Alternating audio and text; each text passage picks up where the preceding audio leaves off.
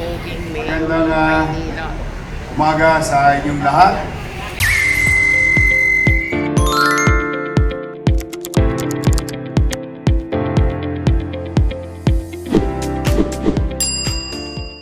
Lalo na sa ating mga kapwa kawani sa paglilingkod sa bayan.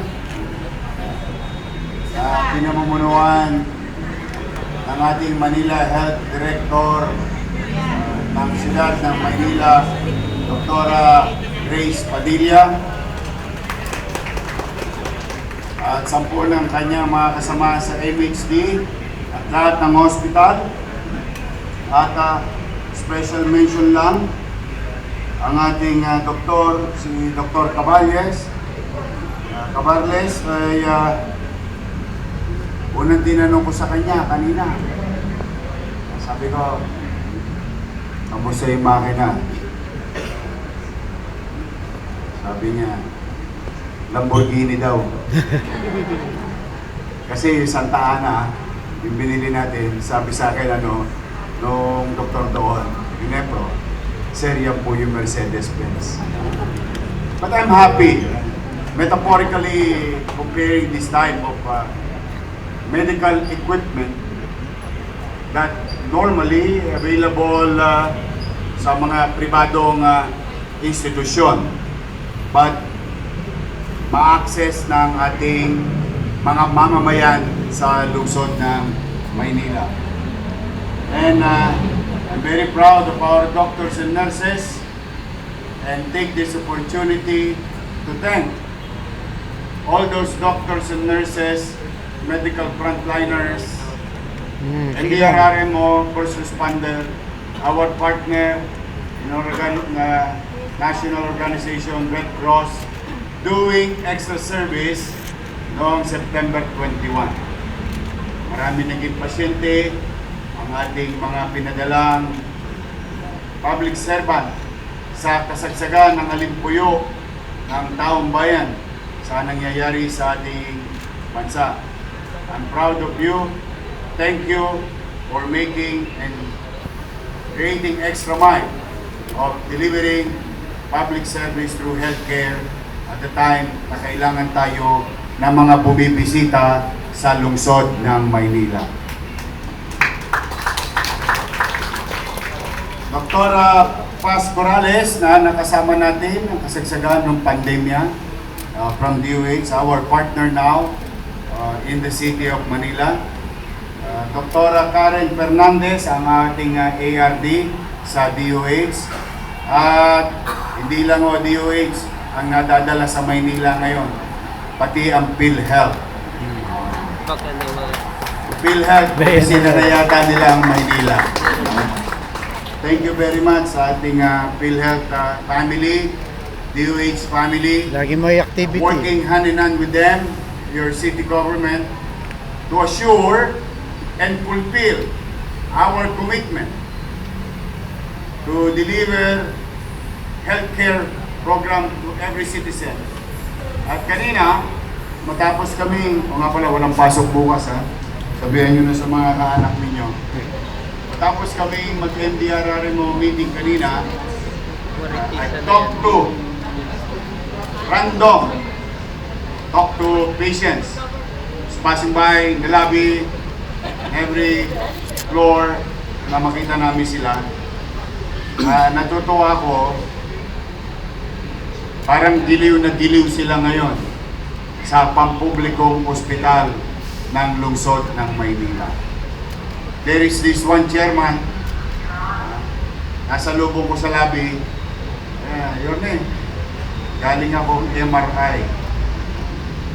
And he's very happy receiving the result of the diagnosis. I'm happy when you see smile and hope in their faces. At wala siyang tosgas. Yun ang maganda ron. Bahala na pilal sa kanya. But I'm really happy when you see a patient going out from our institution or healthcare institution that when they see hope. That's why I always thank my partner in our policy direction, in governance, our city council, headed by our Vice Mayor Chi Atienza, and through the leadership of Councilor Mon Yupanco as our majority floor leader, and Che Borromeo here, veterano to, kabatch ko pa to. Che, 30 years ka na rin halo sa public service. Huwag kang mag-alala, nauna lang naubos yung buhok mo. Sunod na ako. And of course, Councilor Bobby Espiritu. Now, our directors in their respective hospitals. Likwanan, kumusta yung OPD mo? Okay naman. Happy ako kasi when we unclog patients, the turnover is fast and better. And to achieve that, we have to create pockets or even create another institution, healthcare institution, healthcare pockets in the community so that our hospital will just focus on individuals who may need other medical attention para hindi na sila lahat papunta sa ating hospital at nahihirapan silang pumila. By October 1, kung meron man taga Sampaloc dito, we're gonna groundbreak the development of new emergency room for our people in Sampaloc. Now, maraming salamat nga pala, Boysen. Boysen. Di ba mga taga Boysen? Ayun. Because of them, and of course, the city engineer, DPS, the mess happened in Moraita and Recto, and portion of Loton, UDN, imagine mo pati eskwela, and the bridge or bridges in the city. Dahil sa little resources ng city, plus resources ng private sector, maliwalas na po muli ang Moraita Recto area. Kaya maraming salamat, Boysen. Alam mo, ang ganda ng pintura ngayon. Laway-laway lang yan. Inusog ko lang yung Boysen. Usogin eh. Thank you very much. Ngayon, mas maliwalas, wala tayong gastos, para-paraan lang, availability lang. So, again, I would like to give credit also to our Congressman Erwin Cheng. Palakpakan natin siya. Meron lang siyang session ngayon na inahanda para mamaya. But thanks to him also. To our Barangay Chairman, Agawad, Secretary Treasurer, maswerte kayo dito sa zona na ito. Isang kembot nyo lang. With all diagnostic machineries. Kung may vampira pa nga sa inyo, may blood bank ako para sa inyo. Swerte kayo sapagkat kalapit bahay nyo lang itong mga klaseng pasilidad. After today, we are going to continue to extend a day, every single day, for our dialysis patient. I, for one, when I was Vice Mayor then,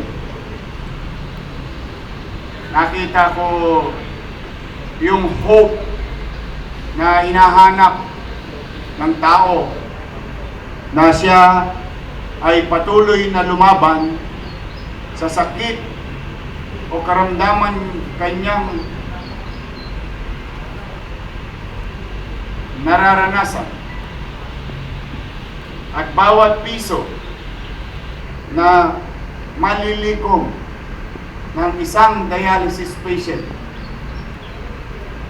at umabot sa takdang gastos ng kanyang bayarin para siya'y makapag-dialysis lang sa isang araw, ay ginhawa na sa kanya dahil naduktungan na naman Ang kanyang buhay. ang buhay niya. This facility will deliver and extend the life. Nobody can give us guarantee who's going to live or die. Maybe some of you tomorrow, some of us. We'll never know. When is when? Only God knows. But today, we in the government must be efficient, must be practical in utilizing whatever is left and convert it into delivery of services. Ayan, hemodialysis na yan, araw-araw na gagawin ng Diyos. Bawat pupunta dyan, may dagdag na araw para sa kanila. Kaya pumanatag kayo, mga Batang Maynila, mga chairman, mga kagawad, Secretary Treasurer Tanod, we'll do our best. We will not stop. We will continue to invest on 4 things under the MBN rule, or what you call minimum basic needs: housing, education, healthcare, and jobs. These 4 pillars of basic needs can and may uplift or mapataas ang antas ng pamumuhay ng mga taga-lungsod ng Maynila. We will. Ever is there. Sabi ko sa inyo, lahat ng bingko, pipigayin ko. Pagamat hirap na hirap tayo, pero sige lang. We in the government should not be saving. We should be spending. Because it is not our money. Kaya ako nalulungkot pag nakaririnig ako, Sir, may savings kami.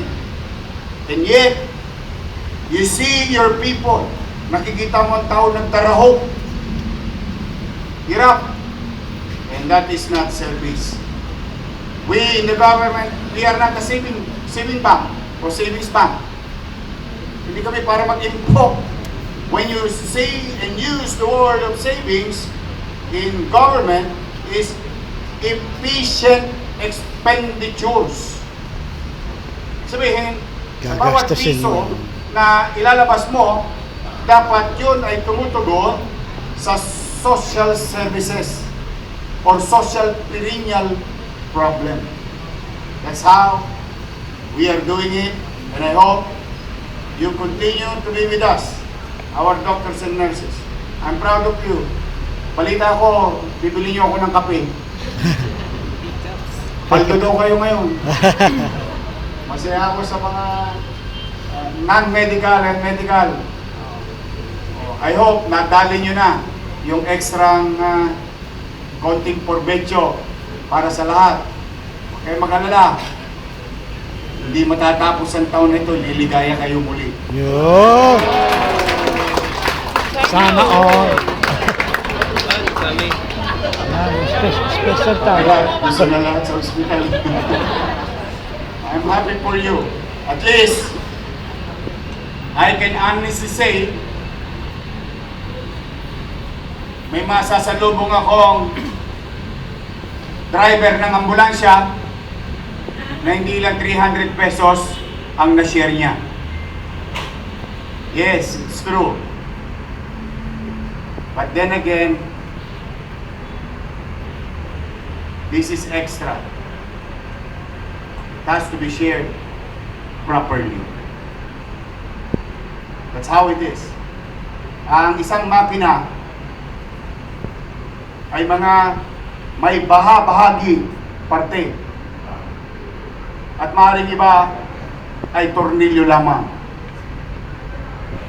Pero ang makina, kapag hindi maayos ang tornilyo, Diyan. hindi rin tatakbo ng maayos ito at baka makadisgrasya. So what I'm saying is that every single one of you, whether you're professionals, whether you're in the comfort room, in the lobby, you are important. You have value. Your existence has great value to the institution, to the organization. Without you, we may not function properly. That is the statement of this act by your city government. Lahat mahalaga, lahat may bisa, lahat may importansya. So, muli, sa ating mga nasa likod na nagpagal, hirap, pagod, mag-qualify sa DOH, mag-qualify sa PhilHealth, itong operation, maging operational na, ating hemodialysis, ay maraming salamat sa inyo. Palakpakan natin sila. Again, sa mga nanay tatay kong nanonood, itong sakit sa bato, talaga sakit ng lipunan. Bato, masama. Puro bato. Bato, sa katawan, masama. Kaya yung bato na yun, walang dudulot na maganda eh. Oh. Ha? But rest assured, itong sakit na ito ay may pasilidad para sa inyo. Dito po, maraming naging milyonaryo sa sakit na to. Kasi dati silang bilyonaryo. Lalo pa ang mahirap. I'm telling you, I've seen patients 9 years as vice mayor falling in line in my office once a month, twice a month. And I tried to find ways to augment at the time, 1,600 pesos just to have one session. And I've seen their colors. And some of them were given plaque of appreciation. Graduate, binigyan ng marmol.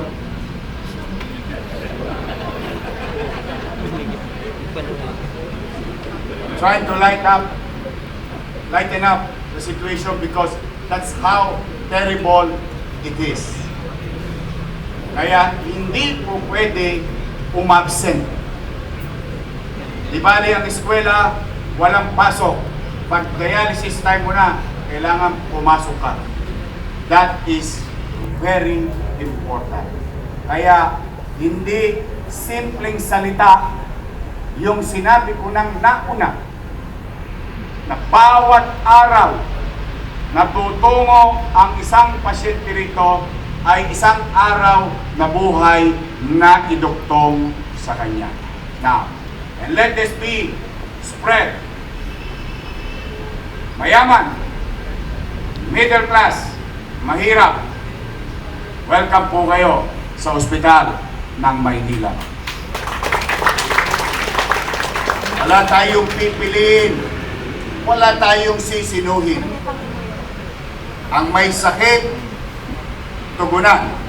Now, I know some of you pagod, puyat, hirap, nag-16, nag-18 oras, duty, pagod kayo. I know, it's hard. I know the feeling. Buti yan, hindi ko alam kung naka-experience na kayo ng 72. Because there are times during the pandemic time, 72 hours. Hindi ko pa nabibreak yung record ko. Kasi the last time, 48 hours lang ako. I know it's hard. Lalo na psychologically and emotionally. Of course, busy ka, pagpuyat ka. But if I am not asking too much to our medical frontliners, can you just smile? Yes. Let's just use a simple actuation, a simple muscle, control of your muscle in your face, and show your teeth to a patient, although pagod ka na. Alam mo, yung smile is a universal language of showing empathy and understanding and care and love without even touching the patient yet. When you show your smile, you are willing and showing that you understand their situation. Kaya sa mga nurses o other medical fields, bitihan nyo naman yung mga pasyente ko. Malay nyo, dalaga kayo, makakita kayo ng pogi. Sa ngiti pa lamang, magkainlaban na kayo. No, but kidding aside, I would like to remind you again, the day you decided, that very moment of your life, when you decided, I want to join government, I'm going to join government. Imagine that, remind yourself of that moment. Why did I join government? I joined because I want to deliver public service. Yun lang. Itiyan nyo lang. Wala na ako ibang hinihingi sa inyo. Basta kung ano, what is due for you, gagawin ko lahat ng makakaya ko. What is due for our people, I'll do my best. Simple smile will erase everything. So muli, congratulations to the leadership of Manila Health Department, Dr. Grace Padilla.